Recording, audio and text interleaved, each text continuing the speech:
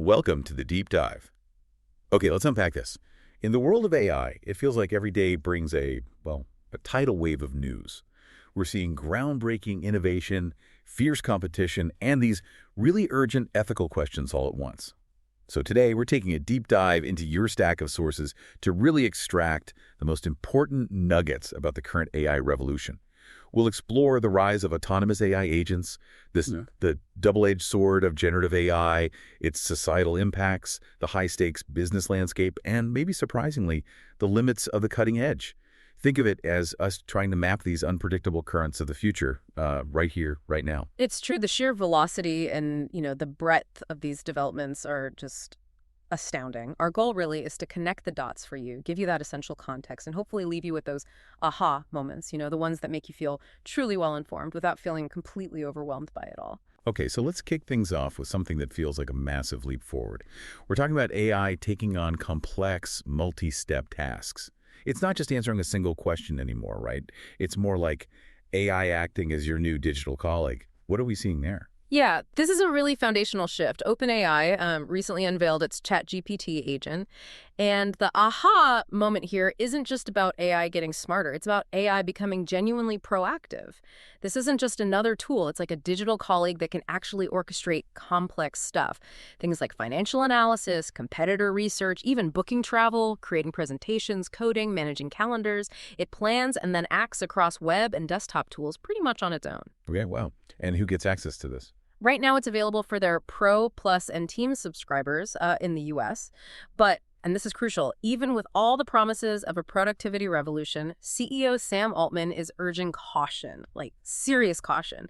He highlights significant privacy and misuse risks. He even went so far as to mention concerns over bioweapon facilitation. Oh, okay, that's quite a warning. Absolutely. It just emphasizes the critical need for careful user permissions and, robust oversight. You can't just let it run wild. That's a huge shift from just conversational AI to genuinely autonomous action.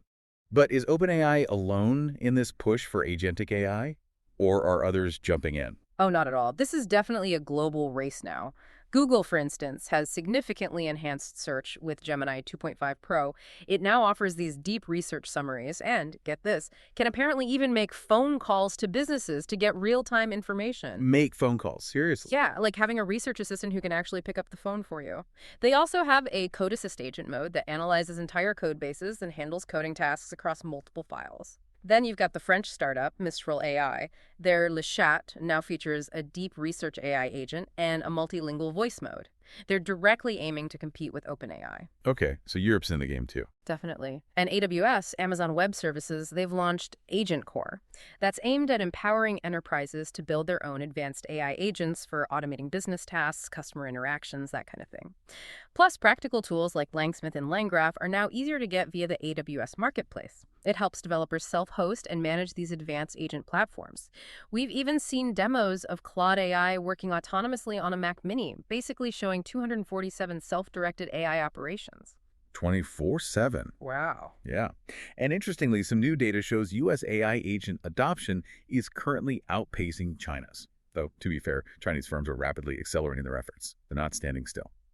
So considering this rapid evolution, these digital assistants turning into digital doers, what does this all mean for your daily workflow and, well, the future of digital labor itself? Big questions there. All right, now that we've looked at AI doing tasks for us, let's pivot a bit. Let's talk about its creative superpowers. Generative AI is absolutely transforming industries, no doubt. But as we're about to uncover, it really does present a double-edged sword. Absolutely. On the positive creative side, the innovation in visual effects is just incredible. And Netflix, for example, is really embracing generative AI. They're using it to create more realistic and, importantly, cost-effective visual effects. They're debuting this approach with a production called El Eternauta, and apparently it dramatically accelerates special effects creation and cuts costs significantly. So faster and cheaper for complex visuals. That sounds like a game changer. It really is. It fundamentally changes how quickly and affordably complex visuals can be produced. And creator tools are seeing massive advancements, too. Adobe's Firefly platform, for instance, now offers advanced AI tools for generating sound effects. It can create customizable video avatars just from scripts, streamline content repurposing, Runway's Act 2 tool has also improved motion capture precision and realism for advanced animation. We're moving way beyond just creating still images now. That sounds like a dream come true for content creators, speeding up so much of that heavy lifting in production. But here's where it gets, well, really interesting and maybe a bit troubling. Amidst all this cool innovation, a less celebrated side of generative AI has rapidly emerged, hasn't it? It definitely has, and it's causing some serious headaches. We're seeing major copyright battles heating up, like that landmark lawsuit filed by Disney and NBC Universal against the AI startup Midjourney. They're accusing Midjourney of using copyrighted characters without permission. This is really intensifying the debate over intellectual property rights. Right, the whole who owns the output question. Exactly. If the input was copyrighted, what about the output? It's a huge legal gray area right now. But then there are far more disturbing issues. There's this global surge in sextortion scams using AI-generated nudes. Tragically, it's led to teen suicides and, naturally, urgent calls for regulation. Lawmakers in the US and UK are stepping up legal measures, but the platforms are really struggling to combat these so-called nudify apps. That's horrifying. It is. And similarly, UK authorities are battling a surge in AI-generated child abuse images. The government there is moving to toughen legislation, trying to criminalize the creation and distribution of deepfake abuse content. And then on a broader societal level, misinformation is a massive concern. A new report warned that something like 92% of users fail to verify AI-generated answers. 92%. Wow. Yeah. It raises significant alarms, especially as these AI tools get embedded into our everyday decision-making. We just trust them. We're also seeing new cybersecurity risks emerge. Security researchers identified LamHug, which is novel malware apparently powered by a large language model. It's linked to Russian hackers, APT28, and being used in sophisticated phishing campaigns. It can execute commands generated from text prompts and steal sensitive data. Okay, that certainly tempers the excitement around the creative possibilities. It really raises a critical question for you, the listener. As AI becomes more powerful, how do we discern fact from fiction? And what are the true societal costs we're accruing with this rapid advancement? Stepping back a bit, let's shift our focus now to AI's broader societal impact and, importantly, the efforts being made to guide its deployment responsibly. How is AI showing up in the public square? Well, it's encouraging to see some significant initiatives focusing on AI for social good. It's not all just commerce and creativity. For instance, philanthropists like Bill Gates and Steve Ballmer have committed $1 billion over 15 years. That funding is specifically to support AI tools that benefit public defenders, social workers, and vulnerable communities. The aim is boosting economic mobility and ensuring ethical deployment. $1 billion is serious commitment. It is, and OpenAI itself has committed $50 million to empower nonprofit and community organizations. This strengthens their stated commitment to ethical AI and public benefit partnerships in areas like education and healthcare. And on a citywide scale, look at San Francisco. They're deploying AI tools across their 30,000 city workers. 30,000 workers. Doing what? Aiming to optimize things like public safety, transportation, and community engagement. They're trying to position themselves as a model for tech-driven urban governance. It shows a growing recognition, I think, that AI isn't just for profit. It can potentially serve the public good. It's definitely great to hear about these beneficial applications, especially when you consider the sheer power of this technology. And we're also seeing a push for smart regulation alongside innovative uses in really critical fields like healthcare, aren't we? That's a key point, absolutely. In healthcare, for example, AI-powered models are transforming Alzheimer's research. They're becoming much more accurate at differentiating between patients whose condition is stable versus those progressing rapidly. This could lead to much improved clinical trial outcomes. Which could speed up drug development significantly. Exactly. And the FDA also debuted ELSA, which is a generative AI system designed to dramatically accelerate the approval process for drugs and medical devices. And get this, in Romanian hospitals, a system called Dr. Copilot, which is based on DSPi, a framework for optimizing how AI models reason, has apparently driven a marked rise in patient satisfaction. By being more efficient. Not just efficiency, by optimizing specifically for empathy and explanation metrics. So the AI is designed to communicate better, be more empathetic. Interesting. Improving the human experience, not just the process. Precisely. On the regulatory side, California's SB 53 introduces what seem like realistic frameworks for addressing AI risk. And the U.S. federal government is planning executive actions to ensure political neutrality in AI models used for federal projects. But data security is still a big worry. A report found nearly 8% of UK and US employees are using Chinese generative AI tools at work. 8%, that sounds high. It does, and often they might be exposing sensitive company data, prompting serious warnings about legal and compliance risks. So looking at all these diverse applications, from healthcare breakthroughs to city management to these security risks, what really stands out to you? And how can we truly ensure AI serves the broader public good amidst all this complexity? It's clearly a tricky balance. Okay, let's dive into the business side of things. The high-stakes world of AI market dynamics. It feels like a landscape of just intense competition, massive investment, and these strategic plays for independence that are really reshaping the whole tech industry. Oh, the competition is absolutely fierce right now. Take Perplexity, for example. It's an AI-powered search engine. It surged to the top of the Apple App Store rankings in India and the US, actually eclipsing ChatGPT and Google Gemini for a time. Really? How did they manage that? A huge part of it was a major partnership with Airtel in India. They offered free Pro subscriptions to Airtel's 360 million users. 360 million. Okay, that'll do it. Right. It just shows how strategic partnerships can really disrupt the market leaders. We also have strong global contenders emerging, like that French startup, Mistral AI. They're gaining significant momentum with their ChatGPT rival, Lusha. And they have public support from President Macron, which doesn't hurt. But despite all this innovation and excitement, profitability questions still linger for many players.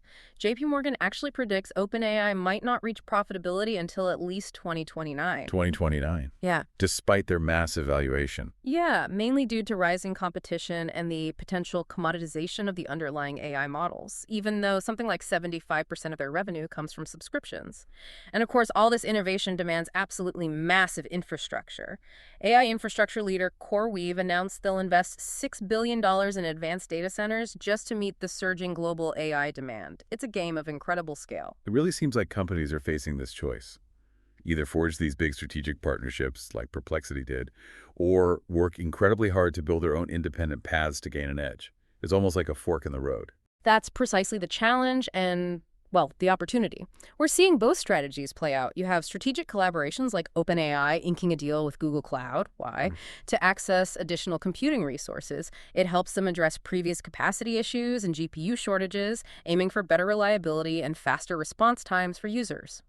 Google also made a big move, acquiring key talent and tech from a company called Windsurf in a $2.4 billion deal. Windsurf, what do they bring? Apparently, capabilities around something called vibe coding for Gemini, hints at maybe more intuitive or context-aware user experiences down the line. Then you have companies like Zoho going the other way. They've launched their own complete Zia LLM stack and Agent Studio. It underscores a clear strategy to control their AI development totally in-house. They want to deliver cost-effective, flexible solutions, setting themselves apart from the tech giants who often rely on external cloud providers. Interesting. Controlling the whole stack. Yeah. Exactly. We're also seeing platform shifts driven by AI. Meta appointed an AI product veteran to lead Threads. That signals bigger ambitions for AI features there. And in contrast, you had Linda Yaccarino resign as CEO of X, formerly Twitter, after a pretty rocky tenure. It kind of leaves the future direction of that social media giant a bit uncertain, especially amidst this whole AI revolution. So we try to connect all these dots, looking at the competition, the investments, the strategies. Who do you think will emerge as the long-term winners in this increasingly competitive AI landscape? It feels like anybody's game right now, but those strategic moves seem absolutely crucial. All right, let's shift gears one last time and look at the really cutting-edge stuff, the latest AI research, the newest tools for developers and users, and then, perhaps surprisingly, where AI still falls short. What are the latest breakthroughs? Well, on the large language model front, things move incredibly fast. Microsoft launched the small M3 model on Azure AI. It's setting new benchmarks specifically for small-scale models, which is really important for efficiency and making AI more accessible. There are also the OpenReasoning-Nemotron models, which set new standards in reasoning tasks and are freely available. That helps democratize advanced AI capabilities. And the open source community now widely recognizes Qwen as having surpassed Mistral as the top open source language model. Shows how quickly that leaderboard can change. Always a moving target. Always. And just to illustrate the scale, Google's latest Gemini 2.5 research paper had, wait for it, 3,295 authors. 3,295. Yep. reflects the massive scale and the truly interdisciplinary nature of modern AI development. It really takes an army. In robotics, Hugging Face's programmable robot, Ruchi Mini, drew nearly $500,000 in pre-orders within just one day. Wow, huge excitement for hands-on AI hardware then. Definitely. And a fascinating research finding. Researchers discovered that blindfolding human trainers actually improved robots' adaptability in certain tasks. It won top accolades. Kind of counterintuitive, right? New developer tools are popping up constantly, too. Like AnyCoder, powered by Kimi K2, which enables rapid prototyping and deployment of web apps. There's Comet, which simplifies extracting insights from YouTube videos. And OlmOCR debuted as a robust open-source suite for optical character recognition, OCR. So tools making AI more usable in different ways. Exactly. And AI education is booming. Initiatives like Amazon Web Services' LLM League are using gamification for AI education and skill development. Jeremy Howard, a well-known figure in AI education, introduced a new fast-track learning platform. And Google is even offering Indian students a year of free Gemini Pro access to foster learning. That's just a staggering amount of progress, innovation in tools, research, education. But it does beg the question, amidst all this advancement, is there anything, maybe a surprising aha moment, that really challenges this perception of AI's near infallibility? Oh, there absolutely is. And it's a truly humbling lesson for the AI field, I think. We had the completely unexpected news that a 1977 Atari console actually outplayed advanced AI models in chess. Wait, a 1977 Atari in chess? Yeah. Against modern AI? You heard right. It apparently prompted Google's Gemini chatbot to withdraw from a planned rematch. Now, this isn't just some funny anomaly. Experts say it highlights persistent reliability gaps and maybe a degree of overconfidence in today's AI systems. It's a stark reminder that human intuition, even in a classic, well-defined game like chess, can still exploit weaknesses in cutting-edge algorithms. That is genuinely surprising. Isn't it? And similarly, early tests on ARC's next-generation benchmark, called ARC-AGI-3, which evaluates AI's ability to solve totally novel problems it hasn't been trained on, still show that humans continue to outperform AI in interactive reasoning settings. So while AI can process incredible amounts of data and follow complex instructions, that human ability to adapt on the fly to entirely new scenarios, to reason interactively, still seems to hold a unique edge. For now, anyway. So what does this surprising defeat, this Atari moment, really mean for all the hype surrounding AI's capabilities? And what insights can you, listening now, draw from it about the true nature of intelligence, both artificial and human? So when we bring all of this together, what does it all mean? We've seen the incredible, almost dizzying speed of AI's evolution, from these autonomous agents handling complex tasks to its transformative impact on creativity and society, and yeah, even its surprising limitations. If we connect this to the bigger picture, what's really clear is this constant interplay. You have breathtaking innovation happening. You have its diverse applications, both good and concerning. And then you have this absolutely critical need for ethical oversight and robust governance. We're truly witnessing a foundational shift, I think, in technology and how society functions. Which really raises an important question, a final thought for you to consider. Given this incredible momentum and all the new challenges emerging seemingly every day, how should we, as a society, prepare for this? How do we actively shape the future of artificial intelligence in the years to come? It's definitely a journey we're all on together, and staying curious, staying informed is absolutely key.